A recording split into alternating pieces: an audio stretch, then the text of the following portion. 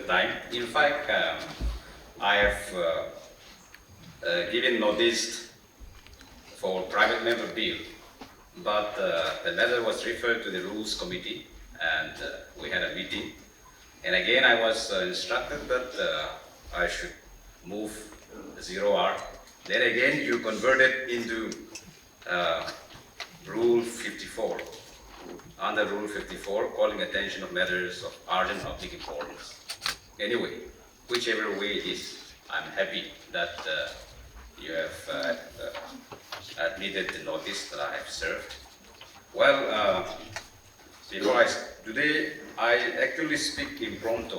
I find it very difficult to speak, to make a written speech, because I don't have the habit of doing so. But this is a very important matter, and record will be important even for future reference.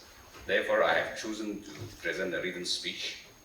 Well, before I read out what I have prepared, this is a part of the BJP manifesto of having one nation, one election.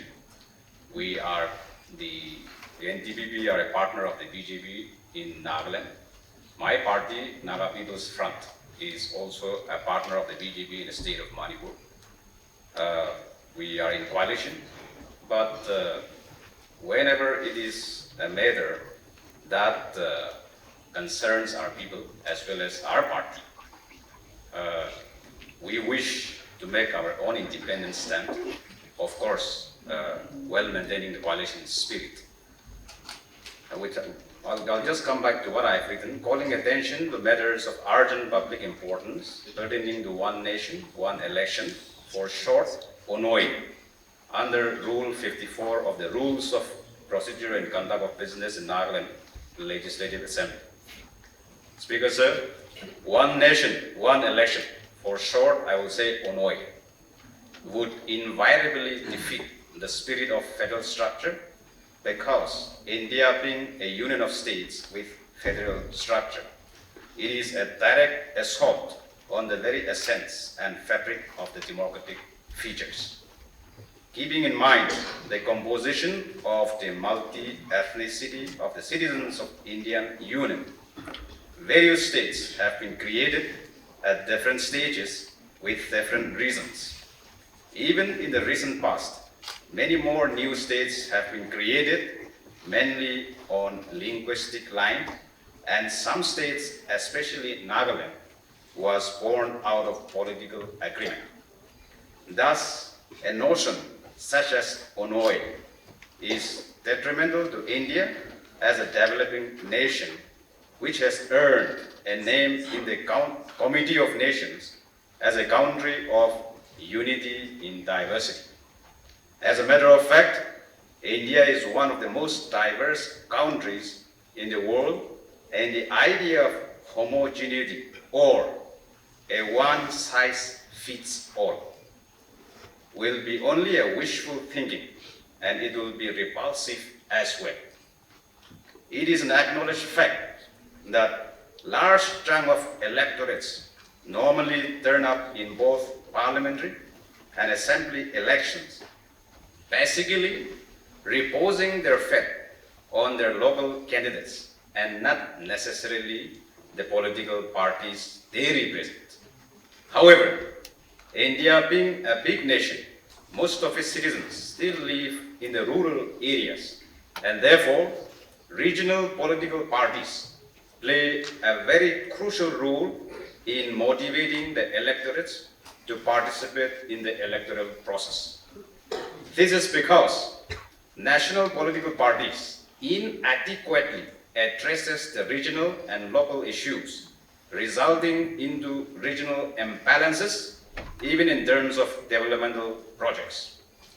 Whereas, inter alia, one of the fundamental objectives of the regional political parties is to effectively protect and defend the distinct identity, culture, tradition, customary, and religious practices of its people, which in turn attract and inspire its citizens, particularly the people at the grassroots, to take interest in the electoral process. Hence, the number of voters turn up and voting percentage would drastically reduce if the theory of Onoi is propounded. Thereby, the much acclaimed celebration of Indian democracy, which is normally measured from the voters' turn-up point of view, would speedily erode and it will be a thing of the past. It appears that the entire gamut of the proponent of Onoi is specifically from the reduction of expenditure point of view in the conduct of the elections. However, election-related expenditure reduction measures cannot be adopted at the cost of federalism. Moreover, Onoi will hardly make any difference in reducing the election-related expenditures because there is always a scope to amend the Representation of People's Act by way of incorporating stringent measures in regulating the overall election expenditures. As of today, Speaker Sir, the election-related expenditures do not burden much on the country's economy, as the figure shows that the overall election expenditure amounts to approximately 0.33% of the GDP. And for a country, that is India, whose GDP is about rupees 300 lakh crore, the cost is not too much. Speaker Sir, in addition to this, the expenditures on subsidies, freebies, etc.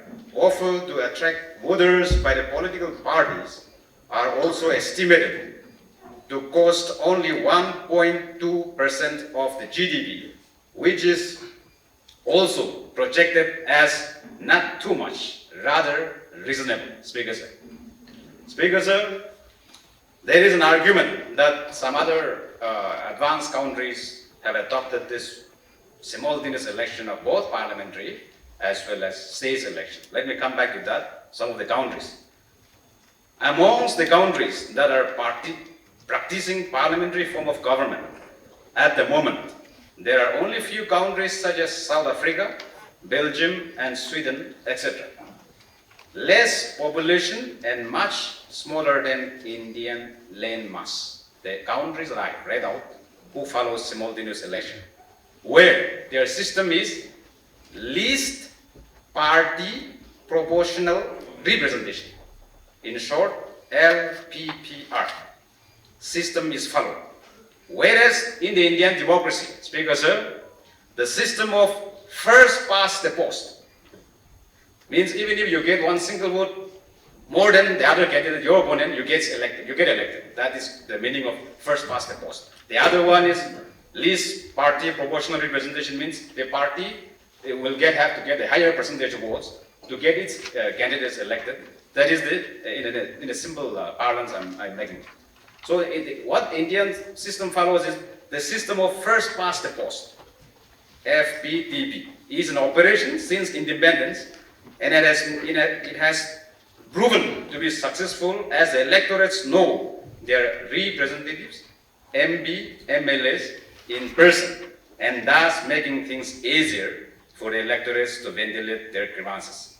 Speaker Sir, I will explain a little bit on this context, because in a large country like India, where the population is massive, the countries which I have read are very advanced countries and a very small population, and even in terms of geographical areas, they are very small. So they can easily make out, even if within the party, they select their own representative. But in a nation like India, it will be very difficult. That is the argument I'm putting forward.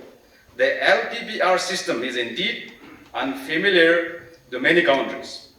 This system actually delinks the electorate from its representatives, because it will be party who will be choosing their representative of my constituency, for example, Pandal. I hope I hope the House will get convinced by the time I end my speech, Speaker Sir. The electorates have no ability to determine the identity of the leader person who will represent them. the geographical linkage between the representatives and the electorates is also lost. If Onoi, one nation, one election is to be introduced, overhauling of the Indian constitution will be necessitated and most probably end up in adopting a system of LPPR, which is too complex for the Indian masses, as India has a huge population and large geographical areas. Over and above, majority of them lives in the villages. As a matter of fact, a system which is applicable in other countries, particularly European countries, will be far-fetched for the Indian electorates till India becomes fully developed. What I'm trying to propound is, a time may come, this may be necessary, but maybe after 50 years from now, but not now. That's what I would like to emphasize, Speaker sir. A little chart I have made out, it's in your table. Sweden has 10.5 million only, with a geography of 7.430 kilometers, and they have the LPPR system. South Africa has 63 million people only, with 1221037 kilometers. Their system is also LPPR. Now come back to India. India has 142.86 crore, Speaker sir, this much people. With it's a subcontinent, it's not even a country. India is always referred as a subcontinent. With 328.27259 kilometers, and we follow the first past the post.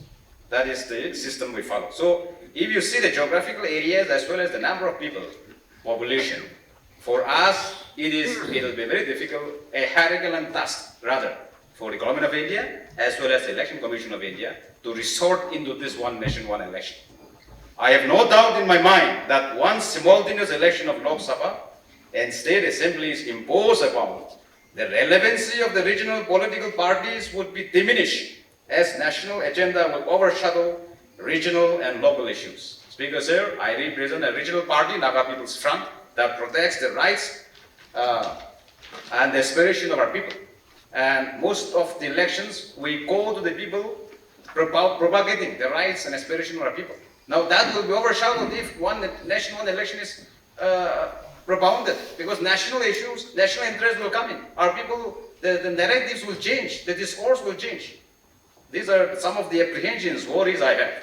Over and above, the national political parties would take upper hand by using all sorts of enticing propaganda with an intention to hammer the regional political parties, and ultimately leads to one-party rule. Speaker sir, please mark that. One-party rule, which is akin to communist type of government that will only invite chaos and confusion in the Indian polity, as it will be a direct threat to Indian democracy. If you see Chinese system, Speaker sir, you are a very well-learned man, the communist system in China. Every time the president gets elected without even going through the process, he's a party president, he is also the president of the nation. So that is called a communist system where one party rules. So you can see how suffocating it is for the citizen to live in such country. It is also expected that use of money power and misuse of government machinery would be rampant during election by the national political parties to wrestle power if simultaneous election is held for both parliamentary and state assembly. Both Congress party as well as BJP party, they are very rich in terms of party funds. How do we regional party compete with them? These are the apprehensions I have. This will definitely reshape the atmosphere of free and fair election as well, which will be another bigger threat to Indian democracy. Let me summarize some of the main reasons why I'm opposed to it. One nation, one election proposal undermines the federal balance enshrined in the Constitution by imposing centralized electoral framework.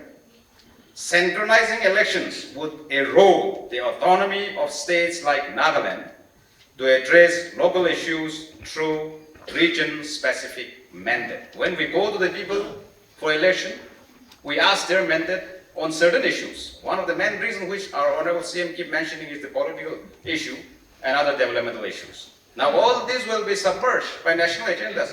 All these will be enveloped. So therefore, these are the few concerns I have. 2. Regional parties play a critical role in amplifying tribal and local concerns. Onoi risk overshadowing regional agenda with national narratives, favoring financial dominance by the national parties. I have already expounded this. We wouldn't be able to compete with them. How can we compete with the national parties who has a lot of party funding? It will be very difficult, Speaker said. 3. Conducting simultaneous elections in Nagaland's geographical challenging therein would strain administrative resources, including security personnel and election officials, who are already stretched thin.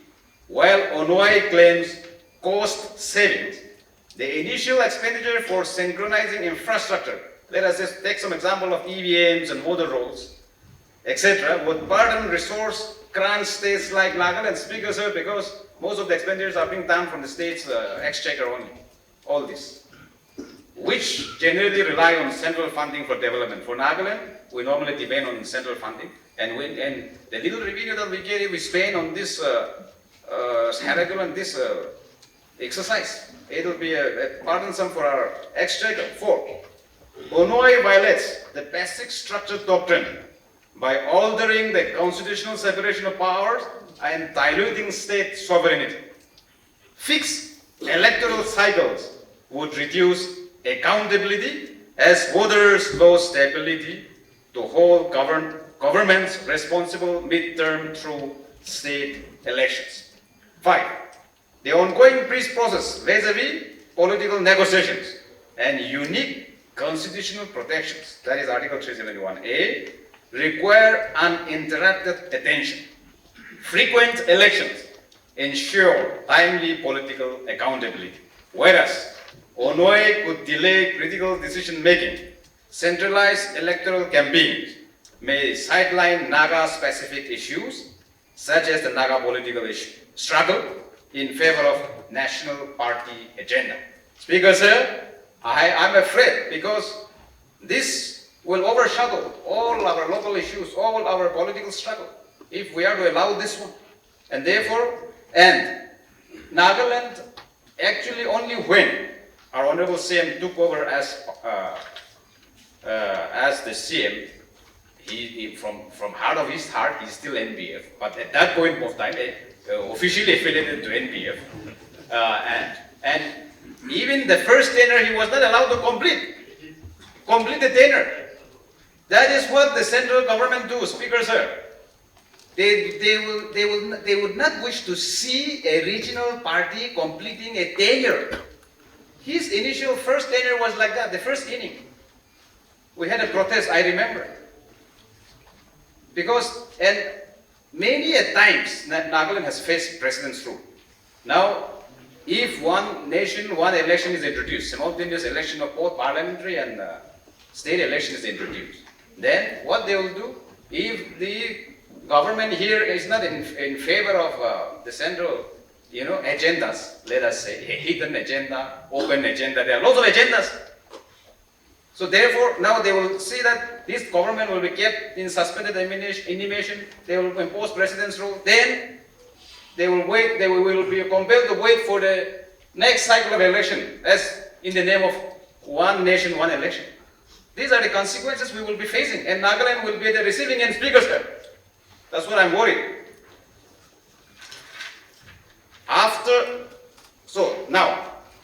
After winning for the third, now let me come back. This is a message to the BJP. Hopefully they will take it in a positive angle.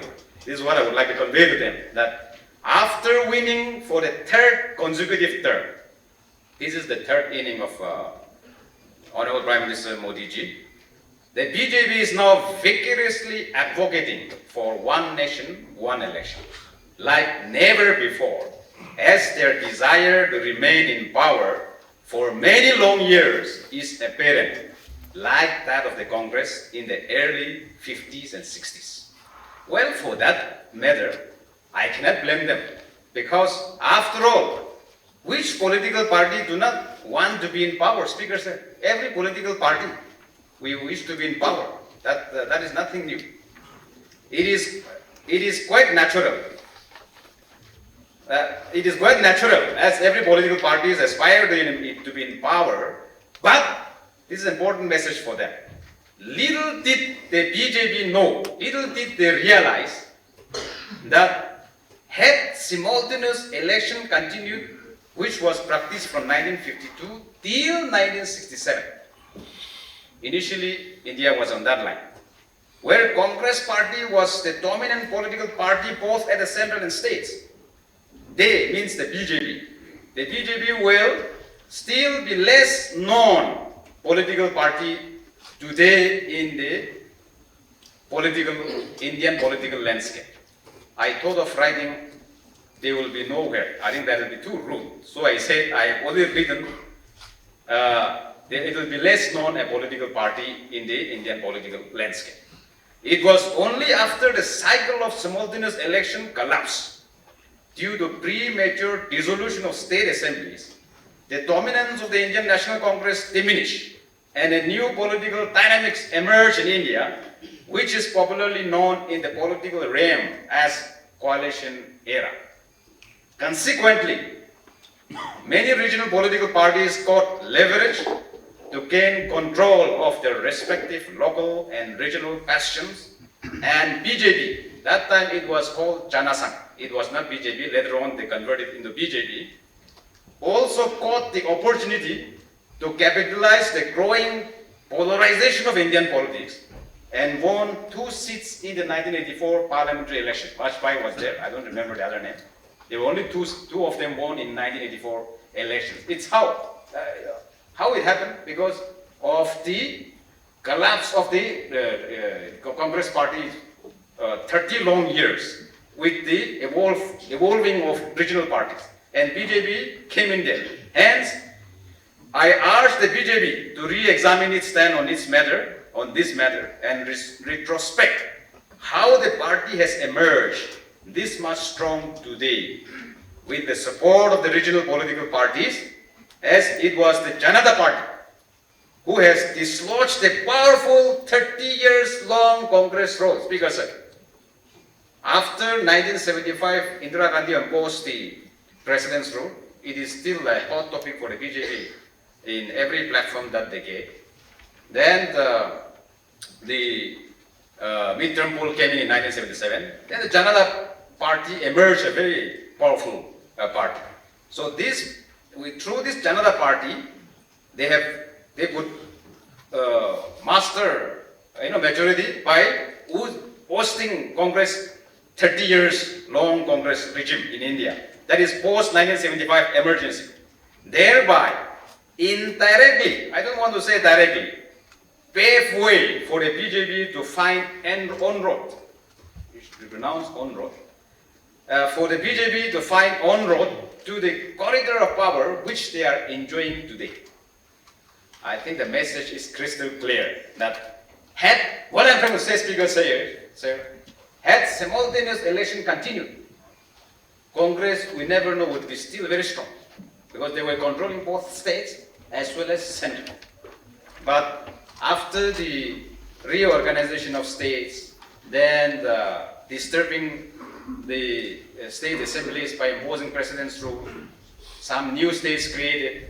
So the new system came in, that simultaneous election went away. Then first, after the Janata coalition government in 1977-1980, Morarji Desai became India's first non-Congress prime minister. Otherwise, till 1977, it was a Congress rule. 30 long years. Now BJP is maybe of the view that they will stay for long. So probably they are pushing their hopes and aspirations. But this is the concern of a regional party, where we are also a partner. But as I said, we have to make our point clear, especially on the political issue. In the light of the above facts and circumstances, I'm concluding, Speaker sir, I strongly object simultaneous election of Lok Sabha and State Assembly, and do not subscribe the concept of one nation, one election.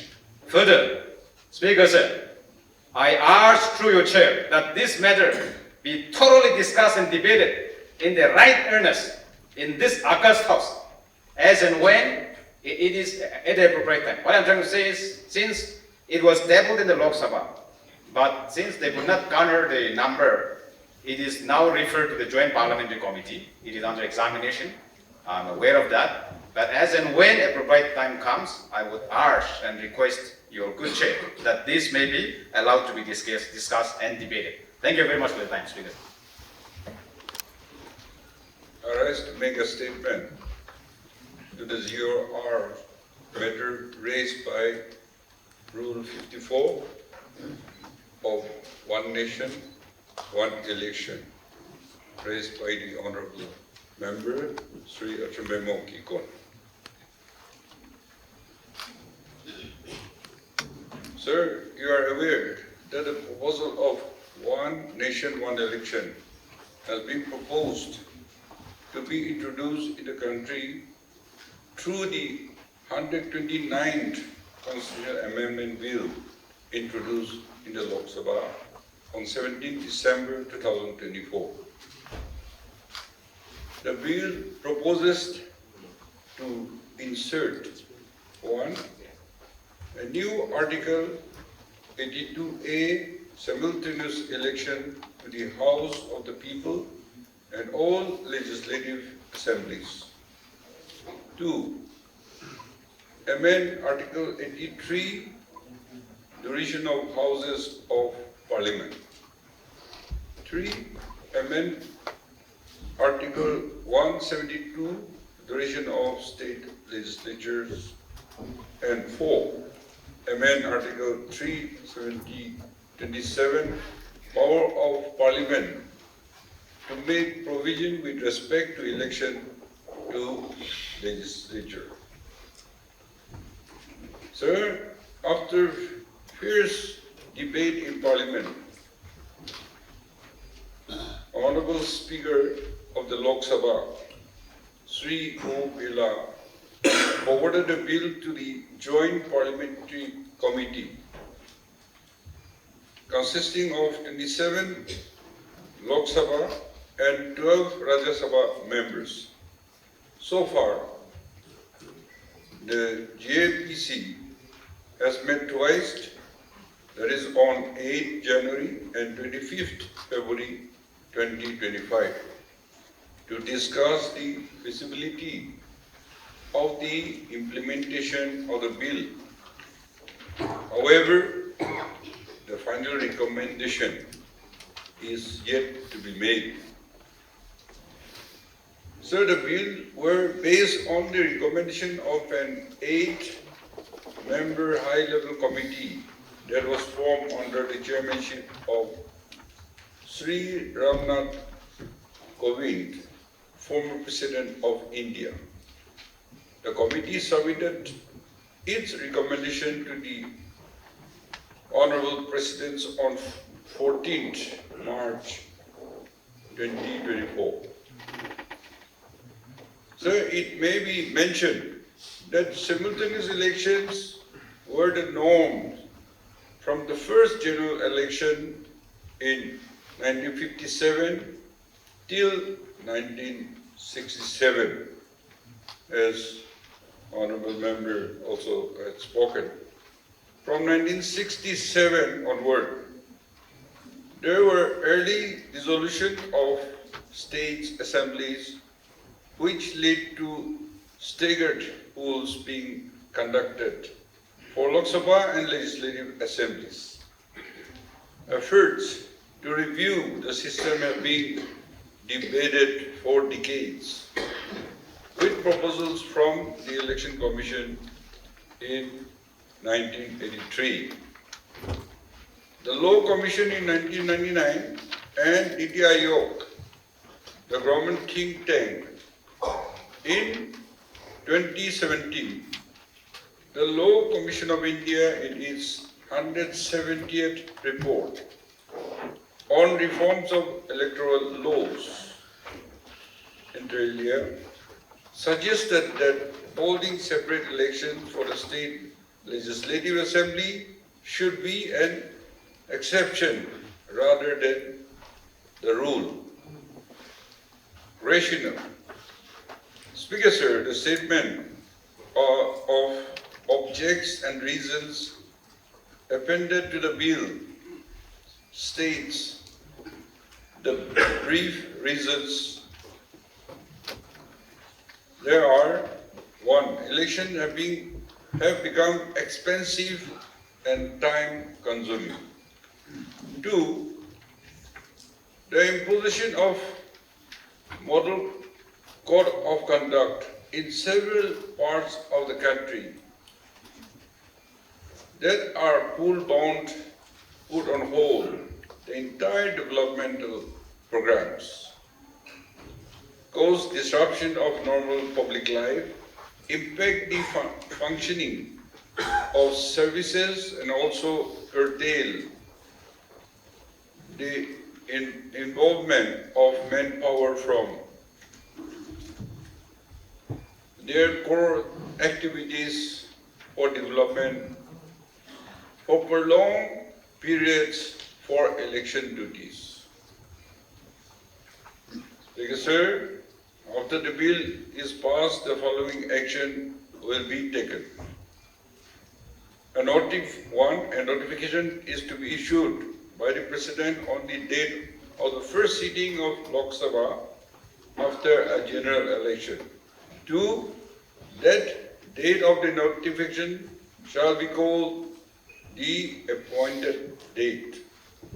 3. Tenure of Lok Sabha shall be 5 years from that appointed date. 4. Tenure of all legislative assemblies constituted by the election to the legislative assemblies after the appointed date and before the expiry of the full term of the Lok Sabha. It shall come to an end on the expiry of the full term of Lok Sabha. 5th, therefore all general elections to the House of the People and all legislative assemblies shall be held together simultaneously. In case of dissolution of Lok Sabha or Legislative Assembly, sooner than the full term of the Lok Sabha or the Legislative Assembly,